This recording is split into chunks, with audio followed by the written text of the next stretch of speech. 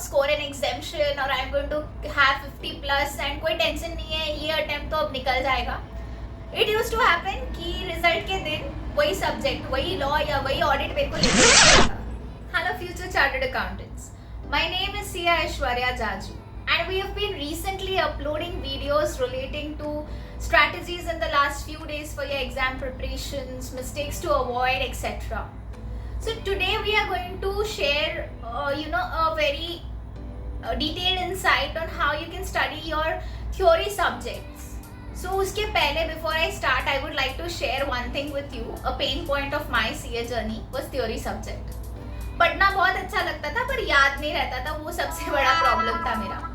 So मैं CA inter का audit का पेपर दे के आई एंड प्रेपरेशन के टाइम पे ना सीनियर्स काफ़ी बार बोलते थे कि ये ऑडिट ही लेके डूबता है, so be very careful with audit. Paper दे के आई, मैं बहुत खुश थी कि यार पेपर तो मेरा बढ़िया गया है and now there is no stopping, I am going to go ahead with my articleship, ये वो.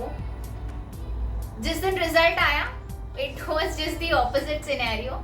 ऑडिट ही मुझे लेके डूबा था and I of course result आने के 1-2 दिन बाद वो डाइजेस्ट होने टाइम लगता है. Then I just sat down कि क्या रिवाइज कर सकते हैं, क्या स्ट्रैटेजी प्लान कर सकते हैं जिससे कि ये थियोरी सब्जेक्ट थोड़ा सा आसान हो जाए, थोड़ा सा चीज़ें अच्छे से याद रहे. जो कीवर्ड्स काफ़ी सारे टीचर्स फोकस पे रखते हैं कि यार कीवर्ड्स याद रखो, वो अच्छे से हो जाए. इस चीज़ के लिए I made my own strategies, I worked on it and thankfully I clear using दो strategies. So today I am sharing those strategies with you. सबसे पहला चीज़ जो हर टीचर बोलता है, कीवर्ड्स याद रखो. इसको याद कैसे रखना है? What I did was काफ़ी सारे चार्ट्स मार्केट में अवेलेबल होते हैं. इस मतलब this point of time you can't sit making charts of course. तो चार्ट्स अवेलेबल होते हैं या फिर आपने ऑफ कोर्स चार्ट्स भी यूज़ किए होंगे अब तक. तो वो चार्ट्स में ना सिर्फ कीवर्ड्स होते हैं. ट्रेन योर ब्रेन इन सच अ वे कि वो कीवर्ड देख के आपको पूरा सेंटेंस याद आ जाए. And that happens when you keep reading. जैसे मैं सुबह सुबह क्या करती थी, लाइक 3 एसेज आज के हैं तो मैं 3 एसेज के वो चार्ट्स पढ़ती थी एंड दिन भर में जब भी whenever I am trying to revise those 3 essays तो फिर से वो चार्ट लेके बैठो एंड कोशिश करो कि वो चार्ट देख के ही पूरा चैप्टर याद आए. बस जहाँ याद नहीं आता था मैं वापस बुक खोल के कि यार ये वर्ड तो है पर इसका what is the back story or what is the entire sentence. मतलब मिसस्टेटमेंट लिखा है, मिसस्टेटमेंट क्या आगे क्या पीछे क्या नहीं याद आ रहा तो मैं बुक खोलती थी. So keywords I had learn this in this manner. Next was जो क्लॉजेज है, जो एथिक्स था हमको, तो all the clauses, all the schedules. What I had done was voice notes बनाओ. वॉइस नोट्स बनाओ whenever you are eating food, whenever you are just sitting, कुछ काम नहीं है.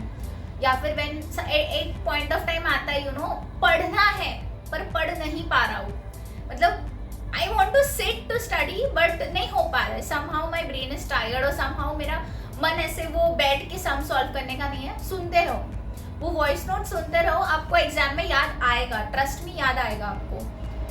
Next what I had done was कि sticky notes हर जगह पे लगाना.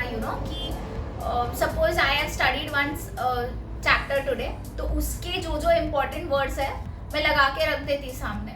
रात को सोने से पहले एक बार देख लिया, खाना खाते खाते एक बार देख लिया. So it used to so happen कि नोइंगली और अननोइंगली मैं एक ही चैप्टर एक ही दिन में कम से कम 3-4 बार रिवाइज कर पा रही थी. सो थ्योरी में ये एक ही फंडा है कि तुम जितना पढ़ोगे, जितना you go through it again and again, आपको उतना ज़्यादा याद रहेगा. So these were quick tips for what I had done and which worked for me quite well. अगर आपको भी ये you finding it useful, you finding the videos quite insightful, do share it with your friends, subscribe to the channel and comment down. If you've liked this, do comment down कि we are going to use these tricks and we are going to clear this exams. Thank you very much guys. Last few days stay focused.